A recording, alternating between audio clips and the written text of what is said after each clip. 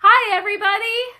Hi, I'm Hena. It's Hena Husain and Betsy Ratcliffe working with Balance for Life on your Valentine's Day, because that's what today is. It's Valentine's Day. Happy Valentine's. Thank you very much. Same to you. I feel like we should have those little conversation hearts. I think so too. And I so miss Valentine's Day. When the kids get them at school and they have all those little cute ones, I miss getting those.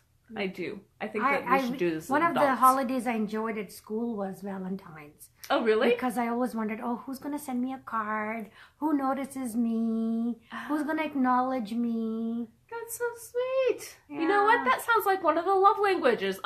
Which one? It reminds me of... oh my God. I don't remember. Okay. But that's what you're here for. Yes. So I wanted to share with my audience and all my friends and family today is that we all have a love language inside that we resonate most with. So, and that comes from the 5 Love Languages by Gary Chapman. So you can look it up, his book, and I really highly recommend that, he says there are 5 different languages that each couple has. And we'll discuss one at a time. And it's not just a couple thing, is it? No. It's a person. It's a person thing. Even your children have a love language. Absolutely. And your parents have a love language. Absolutely. And everyone. Susie that sits in the cubicle next to you has in a your love office, language. Yeah. Every single person in your life has a love language. So they fit between these 5 categories. Okay. So the number 1, he says, is words of affirmation. What's that? So acknowledging that, hey, you look beautiful today, Thank you. And that necklace, I really like that on you. Thank you. Acknowledging your kids, partners. Deep down, we have a child inside of us that wants to be acknowledged. Oh, okay. So that's why if your love language is being acknowledged, but your spouse brings you flowers, it's not going to mean much to them. No. Yeah. That's a big problem between my husband and I. Yeah. We sometimes talk 2 different love languages to each other. We all have different love languages. So the best ways to find out is, your partner, what's their love language? Because you could be doing everything and they're still not receiving it and feeling happy and loved and enjoyed.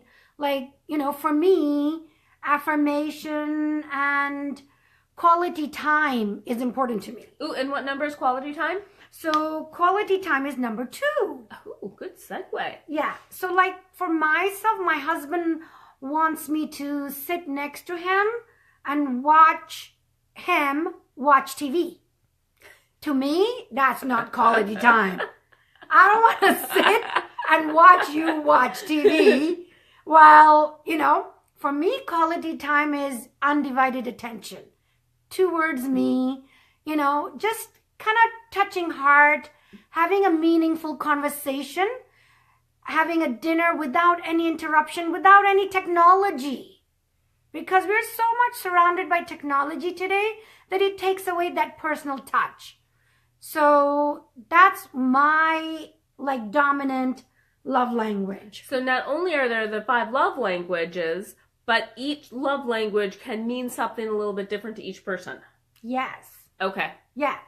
Like the football game versus the dinner. Yes, absolutely. So number 1, he says, words of affirmation is if that's your spouse's or partner's love language, then use, acknowledgement, praise them, say, I'm really proud of you. Right. Stuff like this they're looking for. And texting, I love you.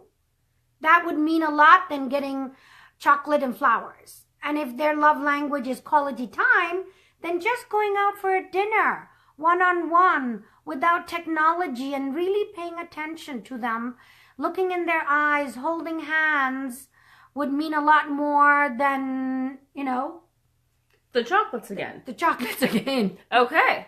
And if, number 3, talking about the chocolates, if number 3, he says, is bringing gifts. So sometimes your spouse could feel loved if their language is getting gifts. So bringing the flowers and bringing the chocolate, if that's their love language, then that's going to mean a lot to them. It's like, oh my God, he brought the chocolate and the gifts. He really loves me. And not saying your hair looks pretty, although still say that. But yes, the chocolate means more than the compliment. Yes, if that's their dominant love language, to get gifts. Okay. And a lot of number 4 he talks about is act of service. And what do you mean by act of service? So for example, if your husband, you came in and he picked up the dishes and vacuumed the house, that, oh my God, he loved me. I came from work and there was no dishes in the sink today. He really loves me. Or if he cleans the stove for you. Or take the garbage out. Yeah, that means a lot to me. Yep. Yeah. So, if your spouse's or partner's love language is act of service, that they feel elated and joy. Oh my God, he actually did the laundry today. Or she actually made my favorite food today. And the side note is, if you're not doing these, your partner, child, co-worker doesn't feel loved. Yes. Yes. And then they feel empty inside. Yeah. So if no act of service is going on in your relationship and that's their dominant love language, and you bring them all the chocolate and all the diamond in the world, is not going to mean much. No. Yeah. No. Okay. So, and the last one is physical touch. It's like, or just patting, just a kiss on the cheek, and just holding hands. That, hey, come sit next to me and hold hand and cuddle up. And that could be their physical touch, means a lot more to them than any of the 4 aboves that I told you about. Right, and physical touch doesn't always need to mean, you can have casual physical touch. Yes. And it doesn't always have to go someplace else. Yes. Remember that. Yeah. That's important. That's important. So, yes, it may lead into that. And if it's your coworker, she's probably going to be the person that gives a lot of hugs. Yeah. Like a lot of people at my work, even if you meet them for the first time, instead of shaking hands, they say, can I give you a hug? So you know right away that their dominant language is physical touch. Because we tend to show love in the way that our love language is. Yes. I show love to my husband doing acts of service that he doesn't really care about. Yeah. And I'm just wasting my time. Yeah. My husband feels loved when I make his favorite meal and sit with him and just spend time. Okay. Yeah. So let's recap.